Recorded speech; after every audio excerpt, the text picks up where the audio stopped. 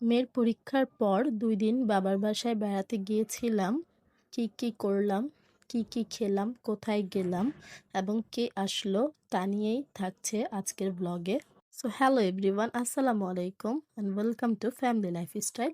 এই তো আমি চলে এসেছি আমার বাবার বাসায়। আমার বাবার বাসায় কিন্তু আমার বাসা থেকে একদম ১ মিনিটের ডিসটেন্সে। এখন আমি সিঁড়ি দিয়ে উঠে যাচ্ছি। মেয়ের পরীক্ষার পর আসলে আম্মুর বাসায় এসে তেমন একটা বেশি থাকা হয়নি। ২ দিনই ছিলাম।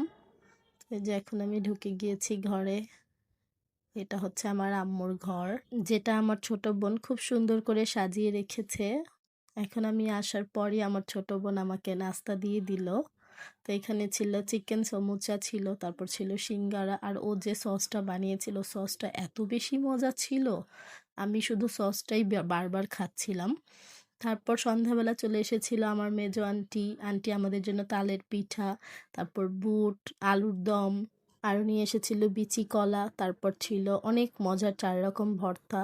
তো সবাই মিলে রাতে খুব আনন্দ করলাম। আর এটা ছিল পরদিন সকালবেলা, আমরা সবাই মিলে একসাথে চলে গিয়েছিলাম নাস্তা করতে। নাস্তার কিছু ক্লিপ এখানে অ্যাড করেছি, বিস্তারিত ভিডিওটা আমি পরে আপলোড দিয়ে দিব। তো সবাই মিলে মজা করে নাস্তা করলাম। এখন নাস্তা শেষে ১ কাপ চা না হলে কি আর হয়। তারপর দুপুরবেলা আম্মু রান্না করেছিল নতুন আলু দিয়ে এবং মুরগির মাংস দিয়ে খুব মজা করে একটি বিরিয়ানি, সাথে ছিল হাতে মাখা সালাদ। আম্মুর হাতের বিরিয়ানি সবসময় একদম অনেক বেশি মজা হয়ে থাকে, সাথে যে সালাদটি ছিল সেটির জন্য আরও বেশি টেস্ট লাগছিল খেতে। তারপর আমরা সবাই মিলে সন্ধ্যাবেলা খেলাম ডিম পোয়া এবং পুরি, ২-৩ রকম ভর্তা দিয়ে।